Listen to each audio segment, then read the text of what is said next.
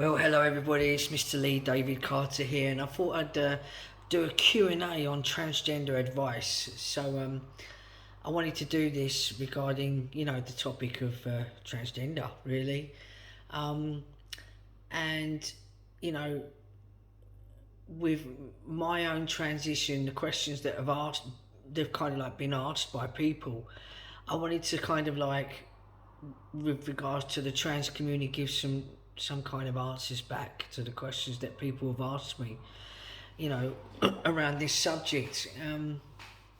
And so many have asked questions. Frequent questions asked by many is the reason why I wanted to do this podcast.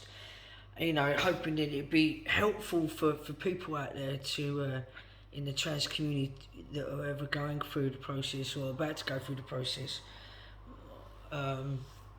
To give them some kind of answers, should I say. So that's the reason why I wanted to do this podcast. So and give out the information and advice basically to the questions that are asked and the feedback also, and to help people basically, because there are a lot of topics around it, really, to be honest. And so I thought I'd talk about this. So we'll try and cover as many as we can. So the first question would be dealing with, should I say, the challenges of waiting for treatment. Okay, so first of all, it's a process, okay? And it's tough, when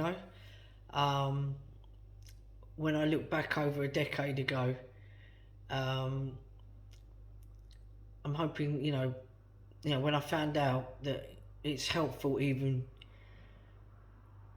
with the stress of being at university, should I say, at the time, this is like a decade ago,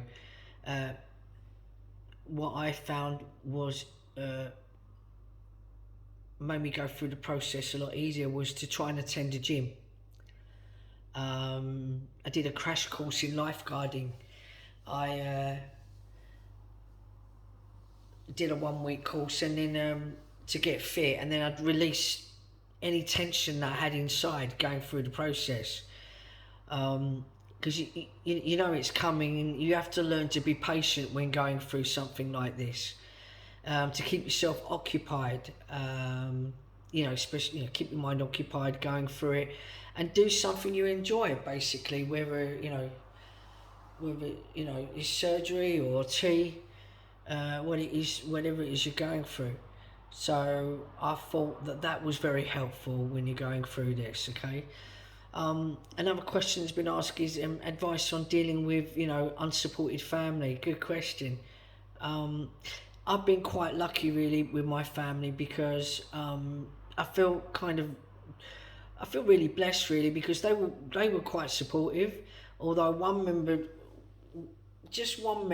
was difficult and hard to understand. So you just got to be patient with them and try and give them time to process it too. Because if they're losing a sister and gaining a brother, or another member of the family, anyone for that matter, any members of the family, not everybody can be as supportive and as accepting as you want them to be. So you have to be patient with them. And my advice would be just try and educate them. Give them some understanding with people, with what it is you're going through and what it really means to transgender into a trans man suffering with gender dysphoria. You can't make them support you. You can't do that. People are people, okay? My advice would be to go gently with them and be around those that are supportive, friends and family. Be around the ones that are more supportive towards you, and whether it's teachers, co-workers, students, whatever. Because even at the time when I was at university, I found that the students were really supportive, and what friends I had around me, whether it's trans friends or whatever friends, they're all quite supportive, but not everybody's the same. So try and be around people that are more supportive. Where wherever that may be. Just be in a more supportive environment, should I say, while you're going through this. And you know, you need positive advice. You need people around you that are going to support you, people you can trust, people that are compassionate, you know, and more open to their questions and concerns. Even with family, I felt bombarded with questions. All the triggers and symptoms are coming out that you have to go through. It's a process. You know, and not all are accepting, and you need time, because it can be a bit of a shock for them knowing that you're going through this process. You know, it takes time for them to get used to your names, going from your names, your pronouns, going from an old identity with their birth that you was assigned with to who you are now. It takes time for them to process it and try and understand it, even if they can't understand it. Okay. So there's all of that as well, and it can be a bit of a shock for people, you know, for them to try and accept it. It takes time, again, you know. It takes time for them to get used to it and all of that. So the next question would be, what do you enjoy most about being trans? Okay, well, I am proud to be who I am, firstly. I am who I am, and I'm being true to myself by being a trans man. I just felt trapped in the wrong body. I'm not the person that I am today. You know, my world has changed from within. It's changed my outer world. It's had a great impact on my life. Just strive to be better as a person and reach my highest potential. I feel a lot happier. I'm more accepting as a person. So these are all the emotions and feelings that I have felt, and maybe these are the emotions and feelings that maybe you can relate to with what you're going through as well. So it's something for you to think about. So the next question would be, how do you cope going into a men's bathroom for the first time? Okay, well, this is over a decade ago. So I remember I was at university, and I remember the first time going into the men's bathroom at university. You know, I've got to be honest, I was a little bit nervous at the time going through this, and it was over a decade ago. But you know what, dealing with dysphoria, these thoughts are in your head, so that you're being looked at, knowing that you're still not transitioned properly, that you're in this female body and you're not transitioned into the gender that you're in as a male, and you get all these feelings inside that you're going to get caught, that you're going to be found out that you're female. Firstly, the guys don't even look at you, the dudes. When you go into the toilet, you go and do your business in the toilet, and you know, go to the store, go for a pee or whatever. That's if you're at that place now, or whatever place you're in the gender reassignment surgery process, wherever you are with that, what stages you're at. But I can tell you now that I remember using the disabled toilet. So if you feel uneasy, do that. And if you feel like going into the men's toilet, then go in now. But I can honestly tell you that the guys in there, the dudes don't even look at you. They just go in now, do your business, come out. That's it. So this could be like, you know, dysphoria, the feelings there, transphobia, paranoia, getting found out, being out, all these feelings and emotions that you go through. And I've been through them. I know how it feels, or went through it a decade ago, you know, but I know how that feels. But it's a process, and you will get through it. But I can tell you now, you know, I go into a men's toilet now, and I just feel like I'm existing. Those thoughts don't even come in my head. I go to the local gym, I go and have a shower, strip off in the men's open showers with the guys, and I don't feel any way about it. It doesn't bother me at all. I just exist. I'm just like living my life as a man and existing as that. And it's a privilege.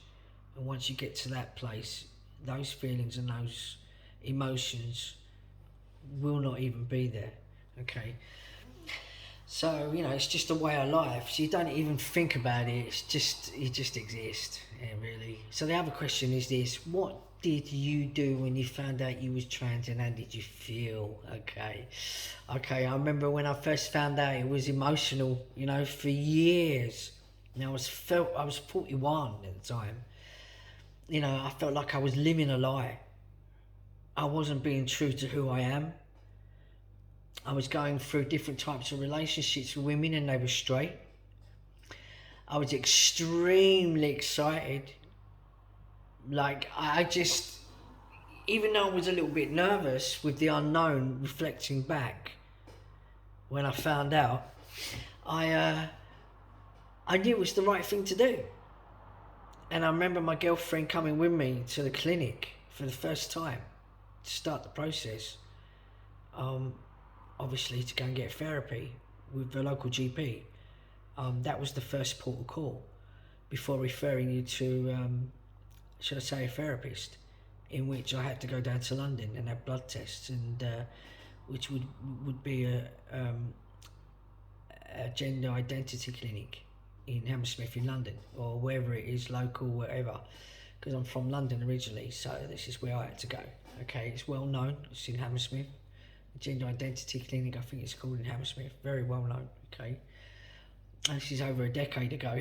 Okay, so I remember going through that, and the next thing I did, and this is over a decade ago, I got on Facebook and I found myself reconnecting with people, and networking then on Facebook, with people within the trans community, and going onto YouTube then, and then finding out people that I knew.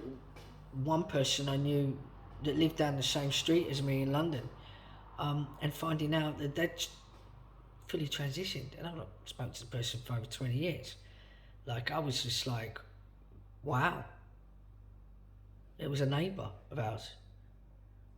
And you know, and reconnecting with people, because then, you know, you could get on Facebook, and you know, then basically I just, you know, did my research, started connecting with the trans community, trans groups, and connecting with people and relating to others within the trans community with what I was going through, and relating to it and speaking to them about it, and it just made it a little bit easier to go through the process, to being able to get that support. So that's what I suggest you do: you start connecting within the trans community, whether it be YouTube, Facebook, whatever. Okay. The other question is, was it fine being feminine as a kid? Okay.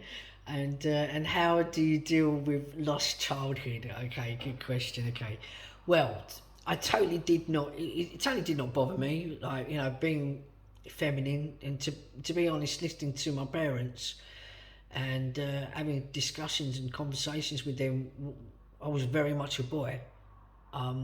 From as young as 2 or 3, I would pick up a ball and play football, and I've always done it ever since. Always did play with ball, and because of my behaviours, I was always with my brother, and I was looked upon as a tomboy back then. So they just thought I was just a tomboy, but they knew there was something wrong. Okay, because I grew up from my childhood into my teenage years, right up into adult life, and all the way through, I was never really a girl, and that's how they saw it. But obviously, coming from a different generation, it wasn't heard of and wasn't really spoken about at all. Probably just thought he was queer back then, you know. So all I can say is that, you know, I did feel that I kind of lost out on my childhood years because I was in the wrong body, and I feel like I missed out on that in a way. You know, just not being in the correct body, child growing up, going through puberty, you know, it's cruel. It felt weird going through that, having to go through that for years and suppress it. It's not a nice place to be in, and all the emotions and feelings that I went through over the years, you know, it just was not right at all. And we'll maybe speak about that in another podcast. Anybody that's going through that, all those experiences that I went through. But even with the pics coming up with me as a child, I you know, see this pretty little girl, 2-3 years old with ponytails. I just used to laugh at it, because, you know, I just felt that that's just an old identity of me, who I was. and I, I just feel that I'm in the right part of the world now where I belong. That's the only way I can describe it. And it takes time to accept, really.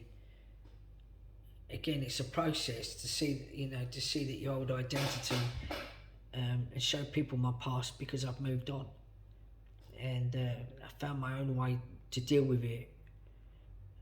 So the next question is, the best things to come out non-physically when transitioning are. What are the best things, do you think? Well, for me, it was being happy.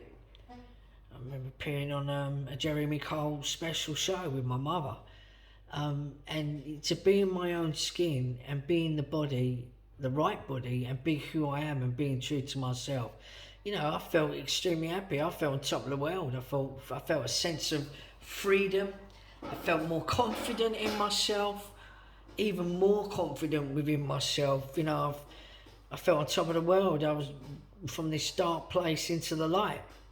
There was no more dark clouds. It's like the sun had come out in my life, that I could achieve anything and reach basically my highest potential and be a better person for it.